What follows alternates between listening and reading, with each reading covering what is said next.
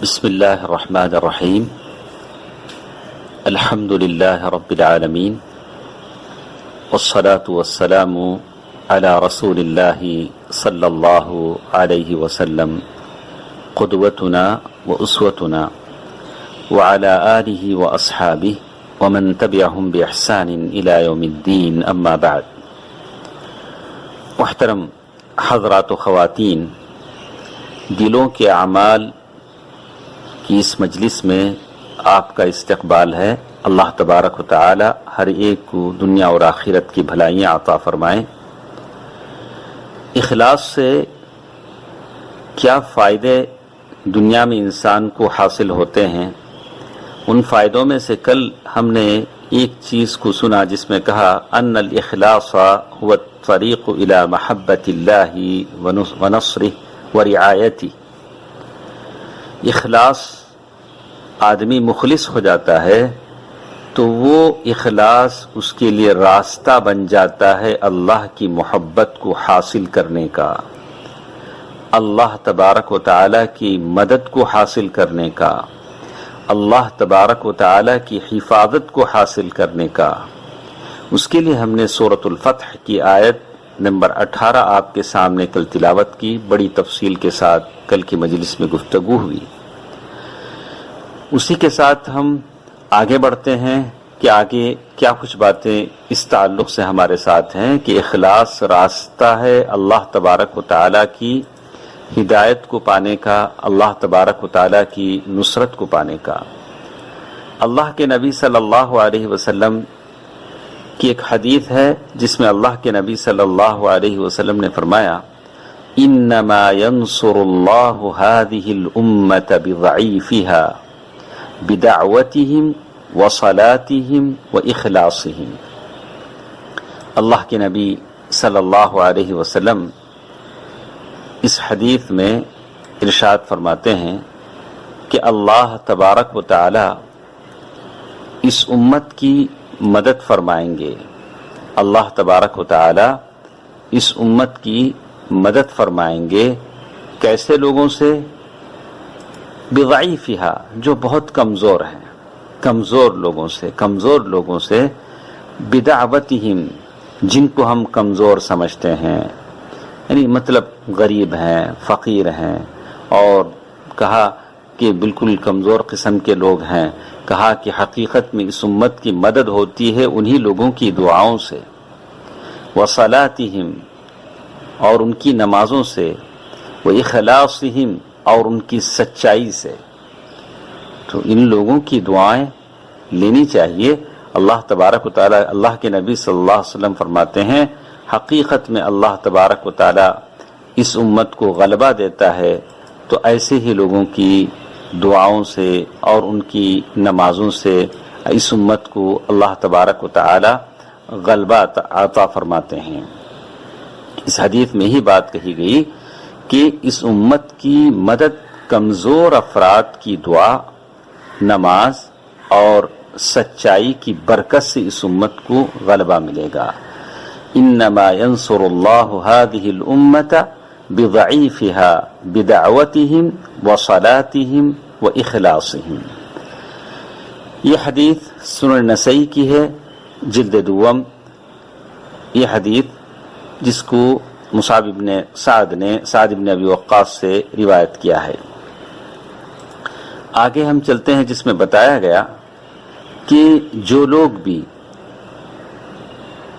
اللہ تبارک و تعالیٰ کی عبادت میں جڑے ہوئے ہیں اور اللہ تبارک و تعالیٰ کی قربت اختیار کرنا چاہتے ہیں، وہ لوگ اپنی نیتوں کو خالص رکھیں اور ان کی زبان سے اور ان کے فعل سے کوئی ایسا کام صادر نہ ہو جائے، ایسا کام سرزد نہ ہو جائے جو ان کے اخلاص کو مار دے، ان کے اخلاص کو ختم کر دے۔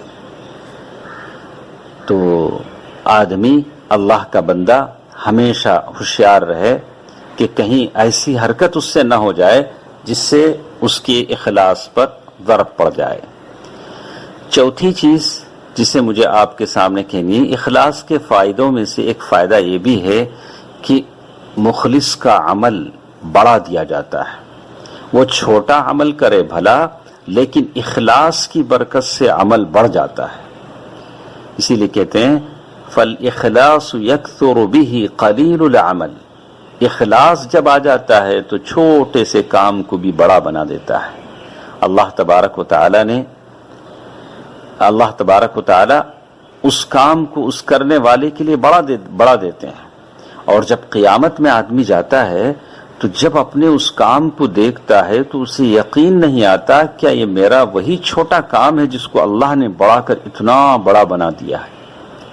حضرت ابو ہریرہ رضی اللہ تعالی عنہ کی حدیث اس سلسلے میں آتی ہے کہ حضرت ابو ہریرہ رضی اللہ تعالی عنہ فرماتے ہیں کہ اللہ کے نبی صلی اللہ علیہ وسلم نے ارشاد فرمایا، کہا ما تصدق احد بصدقۃ من طیب، ما تصدق احد بصدقۃ من طیب، کوئی بھی آدمی حلال مال سے صدقہ کرتا ہے، اچھے مال سے صدقہ کرتا ہے، پاکیزہ مال سے صدقہ دیتا ہے، اور اللہ تبارک و تعالی پاک مال ہی کو قبول کرتا ہے. یہ اللہ تبارک انما یتقبل اللہ من المتقین، متقیوں سے قبول کرتا ہے اور پاک مال ہی قبول کرتا ہے. اگر کسی نے اپنے پاک مال سے صدقہ دیا، جیسے اللہ کے نبی صلی اللہ علیہ وسلم نے فرمایا الا اخذها الرحمن بيمينه وان كانت تمرہ، اللہ تبارک و تعالی اس پاک مال سے دیے ہوئے صدقے کی چیز کو اپنے سیدھے ہاتھ میں لے لیتا ہے، اگرچہ وہ ایک کھجور ہی ہو، وہ اللہ کے ہاتھ میں بڑھتا رہتا ہے یہاں تک کہ وہ پہاڑ سے بھی بڑا ہو جاتا ہے، پہاڑ سے بھی بڑا ہو جاتا ہے. الا اخذها الرحمن بيمينه وان كانت تمرة فتربو في كف الرحمن حتى تكون اعظم من الجبل. پہاڑ سے بھی زیادہ وہ کھجور اللہ کے ہاتھ میں بڑھتا رہتا ہے. کیسے؟ اللہ کے نبی صلی اللہ علیہ وسلم نے مثال دے کر سمجھایا. اس زمانے میں صحابہ کرام کے پاس یا تو بکریاں تھیں یا تو اونٹ تھے.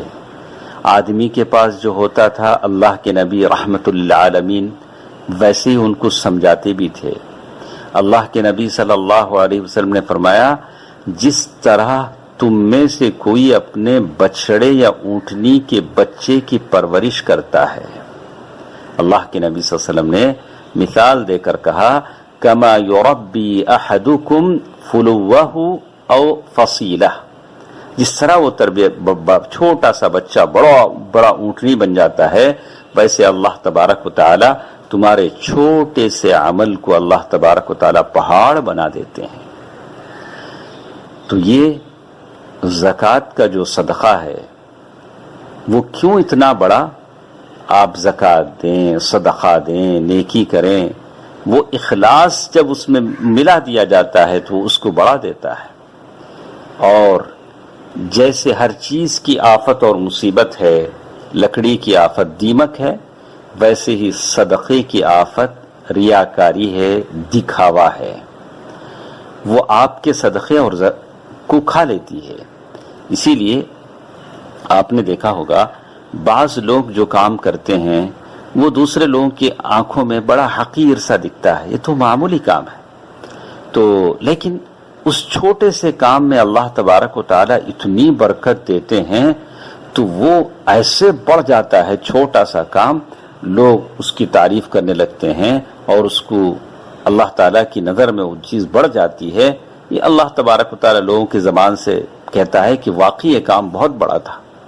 تو یہ نہیں ہے کہ کام آپ نے کتنا زیادہ کیا. ابو بکر بن عیاش کہتے ہیں ما سبقکم ابو بکر بکثرت صوم ولا صلاۃ.